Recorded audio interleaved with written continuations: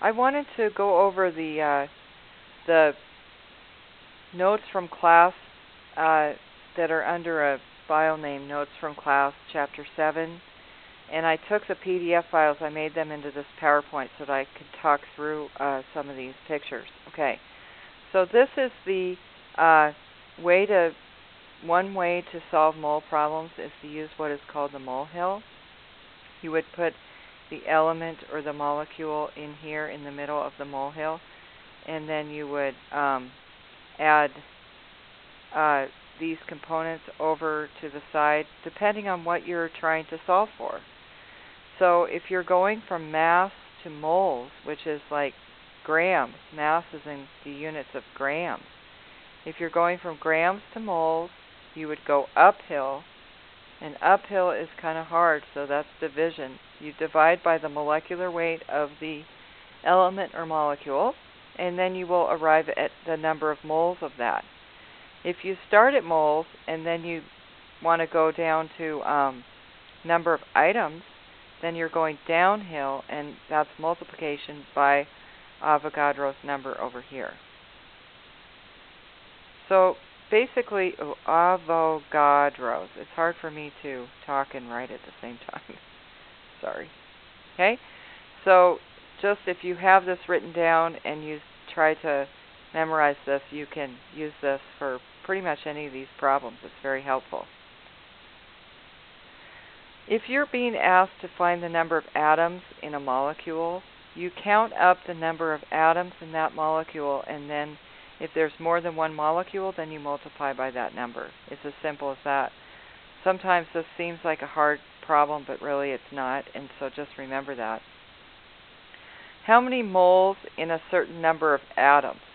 Okay, so this is one type of problem you may be asked. How many moles in this many atoms of oxygen? Well, atoms of oxygen is considered an item number down here. So this would go down here in your molehill, right? And then you would go uphill to get to moles. So you're dividing by Avogadro's number. And so you end up with 4.02 moles. If you did this by dimensional analysis, you would go 2.4 times 10 to the 24th atoms of oxygen. Now you take this atom unit and put it in the basement next door, as I say, so that these will cancel out. And you know that 1 mole is equal to 6.02 times 10 to the 23rd of anything. That includes atoms of oxygen. So then you arrive at the same answer.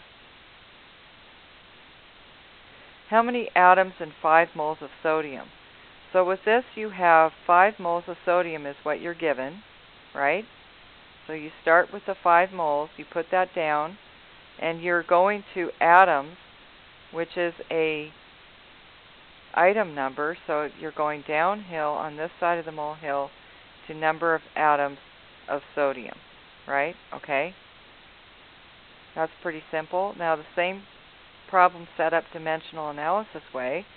You have 5 moles of sodium times 6.02 times 10 to the 23rd atoms of sodium in 1 mole of sodium. And so the moles cancel out, and you're left with this large number here of atoms. How do you find a formula weight? You add up the number of components that you have in each recipe of this compound. So for water, you have 2 hydrogens and 1 oxygen.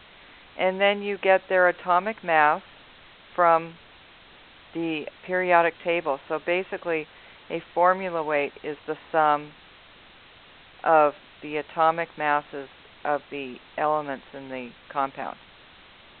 Okay?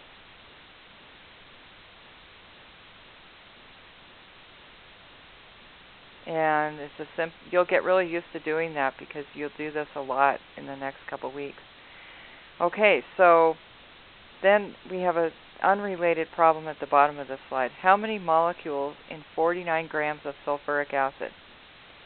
Okay, so we're starting with grams, which is the mass. That's over here on the right of the periodic table, the molehill, right? So you have your mass over there. And you want to go to molecules, which is way over here on the left of the molehill. The other way I try to think about these problems is to write down the different units I'm going to go through to get to from the given to the answer. And so I, in this problem, want to go from grams, convert it to moles, and then convert it to molecules. Whether you're doing it with a molehill or dimensional analysis, you basically can do those conversions. So let's see. So we have 49 grams of the stuff, and we want to convert to moles, right? And so we go to moles, and then we want to convert to molecules.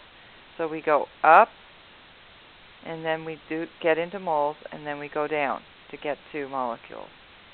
If you were going to set this up dimensional analysis, it would be 49 grams of sulfuric acid times, and we want to get rid of that, so 1 mole H2SO4 equals 98.05 grams H2SO4, and then times down the, to get to the molecules, 1 mole 6.02 times 10 to the 23rd molecules. I'm running out of room there, sorry. So this is all H2SO4 too. Then you end up with the molecules. These, and the way to check that you're doing it right is if everything diagonally crosses out, and you should get the same answer. Okay, if you have 14.5 grams of sulfur, how many moles? So that's going from, you're given the mass, and you want to get to moles. So you go from grams to moles. You're going up the molehill. You divide by the formula weight. For this one, it's only sulfur, so it's just one element. Dimensional analysis, you take the grams and multiply it by the molecular weight. But notice that if you're analyzing how the molehill works, you have the grams to begin with, just like with the molehill. And notice how when we go up the molehill, we divide by the molecular weight. That's because in this dimensional analysis, the actual number for the formula weight is in the denominator, so you end up dividing by it in this method anyways. So, okay, how many atoms and 8 grams of oxygen? So now we want to go 8 grams, find out how many moles that is, take it back down, and figure out how many atoms are in that much of a sample of oxygen. Okay. How many molecules in 49 grams of sulfuric acid? Okay, so we have, I believe we already did this problem, but this is having both of them worked out. But I'll go over it one more time here. So you have 49 grams of sulfuric acid, and you want to take it up the molehill, figure out how many moles that is, and then go down the molehill on the other side. If you do dimensional analysis, you start with the grams, multiply by the molecular weight, and so these numbers, remember to put your grams in the basement. Now you have your moles up here, put the moles in the basement next door. There's this many molecules in 1 mole, and then you end up with molecules in the top. Find the number of grams in 0.55 moles of gold. Okay, so you have 0.55 moles of gold. That's the given.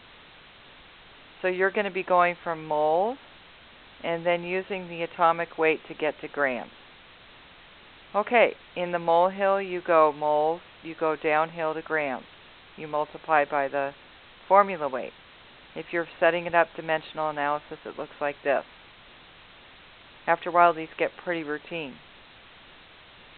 Now we're going to take it another step. We're going to introduce a concept called the empirical formula. The empirical formula is the lowest whole number ratio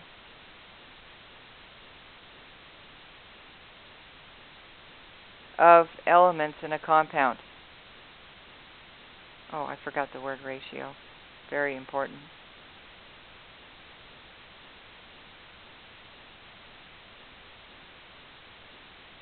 Okay, so we take it here and we have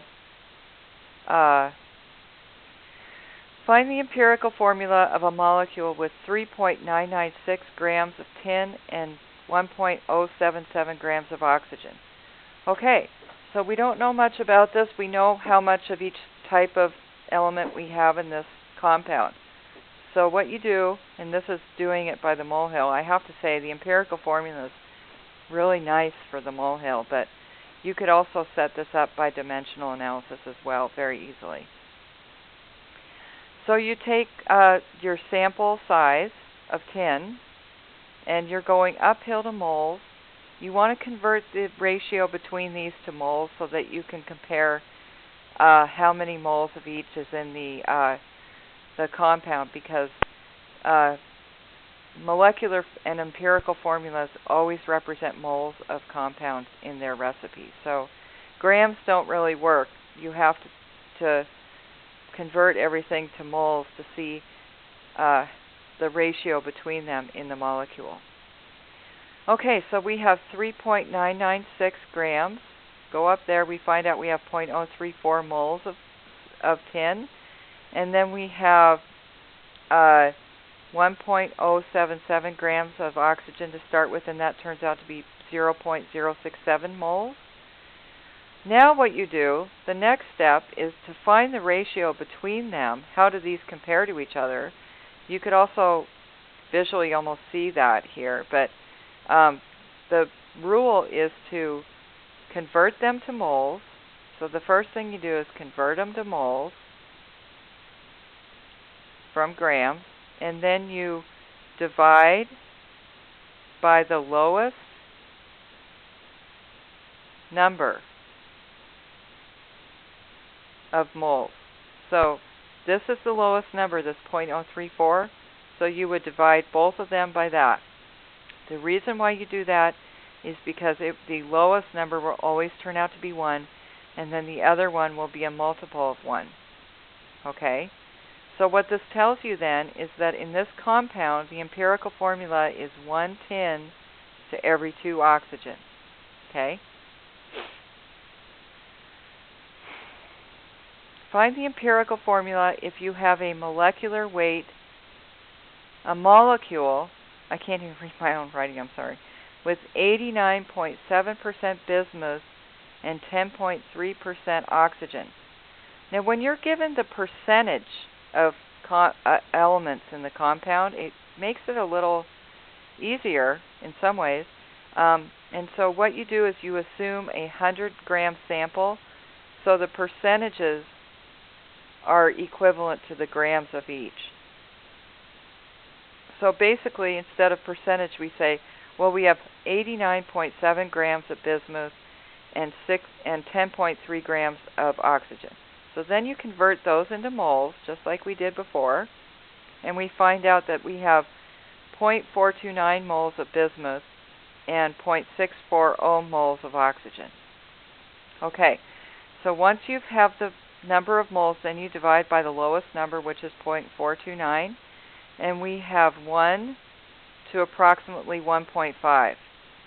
Now, if you get 1 to 1.5, you have to keep on going up because you have to have a whole number ratio. You can't have half of an atom in a recipe.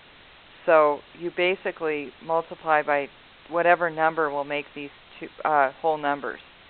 So 2, if you multiply both of these by 2, then it's a 2 to 3 ratio, and that is the empirical formula.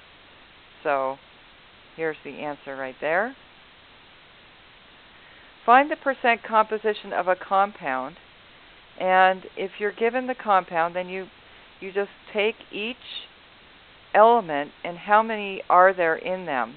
And just remember that percent of anything equals a part over a whole times 100, right? And what we want to do is do this by mass, right? Okay. So percent composition of KHCO3. So we have potassium, hydrogen, carbon, and then we have 3 oxygens. you take how much they weigh, or how heavy are they in mass, and then you make that the parts of the whole. So basically you take 39.1 for the potassium. The only thing you multiply here is the oxygen times 3.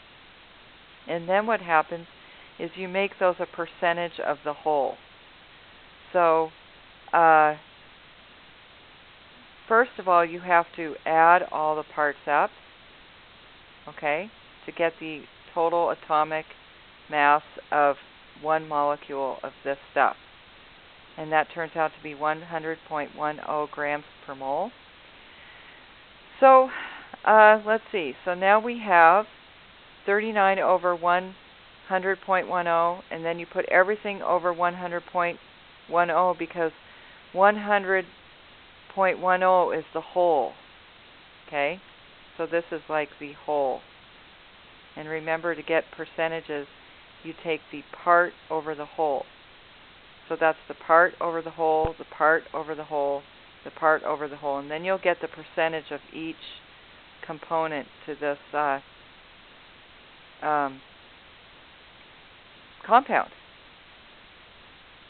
Find the empirical formula of a molecule that contains a certain percentage of each element here. Okay, so this is when you get the percentage composition like that, you assume a 100-gram sample, and then you say, well, we have 18.8 grams of sodium. That is how many moles. Convert them all to moles. Remember, the number over here is the atomic mass for sodium. Each element has its own atomic mass. And then you get these 3 mole numbers here, and you divide by the lowest number to get the lowest whole number ratio, and you get 1 to 1 to approximately 4.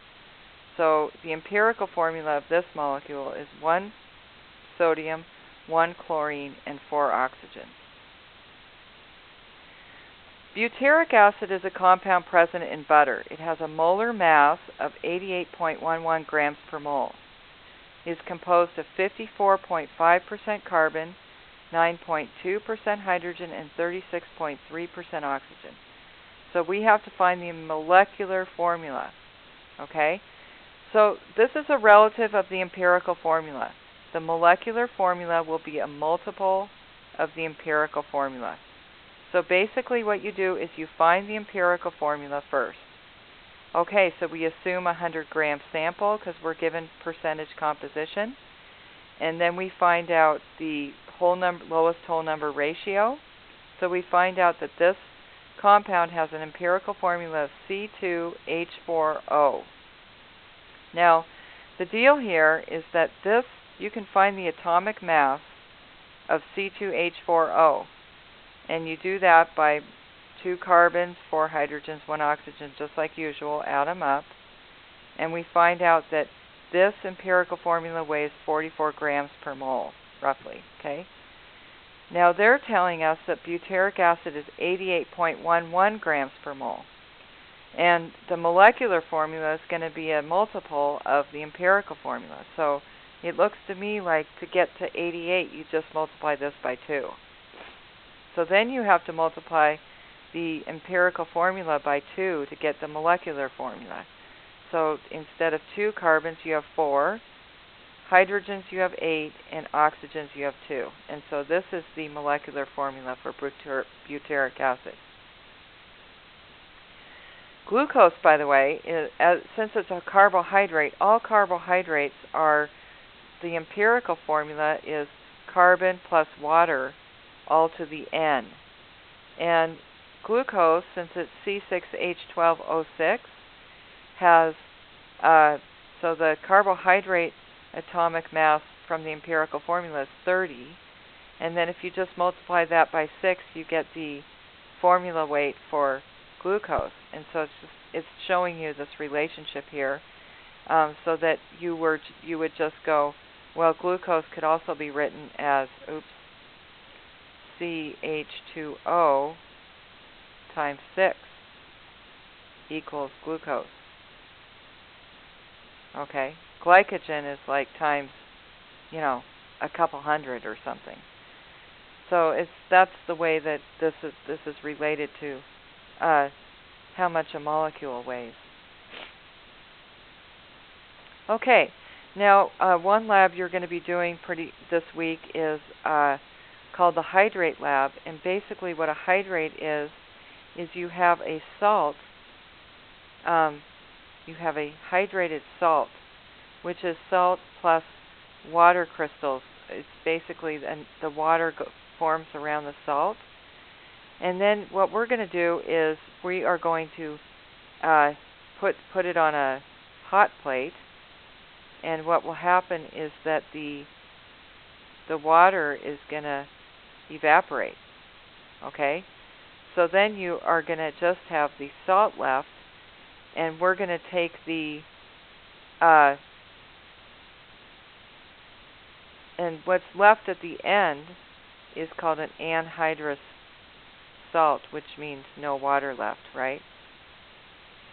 So what we're going to try to figure out is how many moles of water are surrounding that salt by measuring the difference between the mass here and the mass minus the water, because it's going to go away. And then we're going to try to find out the difference so that we can figure out how much mass difference happened before and after, so that you could find out how many moles of water are on that salt.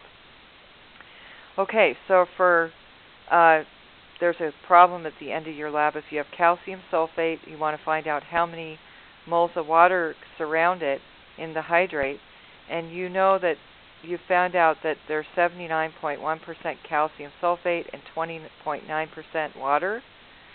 So this is a kind of an empirical formula problem, but what we do is we take this one as one part of the empirical formula, and this is the other part, okay? Because we want to know what number goes right here in this how many moles of water per mole of calcium sulfate. Okay, so we assume a 100-gram sample, and we put that down there, but instead of just putting each element, we put calcium sulfate here, we put water here, and we want to find the relationship between the two, just like an empirical formula. So we find out that 0.58 moles is how many calcium sulfates we have, and 1.16 moles of water. So if you divide by the lowest number, it basically tells you that for every one mole of, trying to find where my thing is. Oh, here it is. Okay. 1 mole of calcium sulfate, you have 2 moles of water. Okay. So you then go down here and you write this number 2 in the empirical formula for this hydrate. You could do the same thing here with the dimensional analysis method, and then you would just divide by the lowest number here to get the 1 to 2. Okay? All right. And in our lab, there's going to be 4 choices for hydrates to use, and one of the things in the lab is that it asks you what percentage of water you expect from these in a perfect world, you know. And so depending on which compound your group uses, you should get these amounts of water, and so that would be your theoretical yield of water, okay? Percent error is something that we're introducing here, and that means how far away from the theoretical answer is your experimental. So basically, the experimental data is your answer, and the theoretical data is the maximum amount possible if you just went by the molecular formula. So you always take, to get percent error, you take the amount that you got experimentally minus the theoretical and divide by the theoretical and times it by 100. The other way to think about this is what you observed minus what you expected over what you expected times 100. So this is one of the problems in your, I'm not sure where this is from. I think this was just showing you how you get that percentage of water. from calcium nitrate if you know that it's calcium nitrate with 4 moles of water on it. So then what you would do is you would go, okay, well that means that for calcium nitrate, my formula weight is 164.1. And if I indeed have 4 moles of water, then I have 18 times 4 equals 72 grams per mole.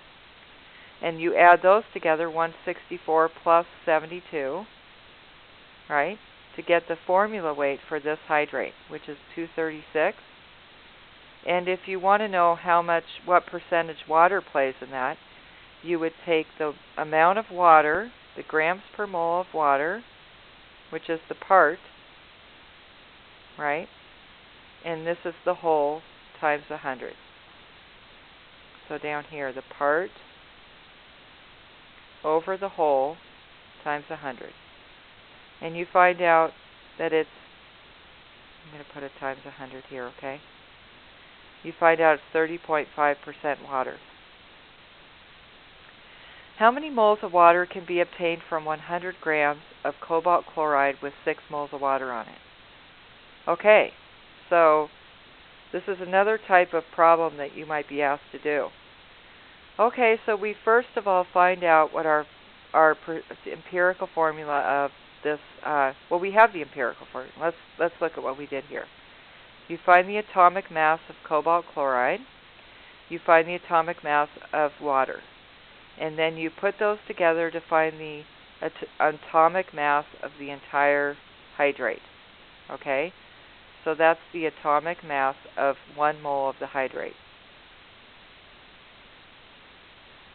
All right, so now we have how much 1 mole of this stuff would have, well, the mass of 1 mole of this stuff, okay? Now, if we want to know the percentage of water, we would find out that there's 108 grams in 237.8. So this is like the part over the whole again. Whoops. And then you turn that into a percentage of water. Okay. The reason why we do that is that we assume a 100-gram sample type of deal, and we find out that if that many grams versus actually is the equivalent of 2.52 moles of water. How many moles of water in this 100-gram sample of cobalt chloride hexahydrate? There are 2.52 moles of water in a 100-gram sample. That's a pretty tough problem. But basically what you're doing is this 100-gram deal should clue you in that we're being asked to somehow deal with the percentage, okay? So basically it's a long-winded problem that first of all you're finding the, whoops,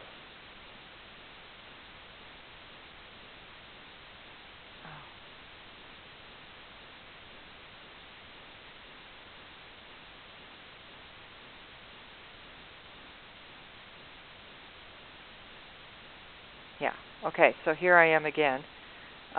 You're basically finding out the percentage of water in this sample, and then you're just converting it to moles.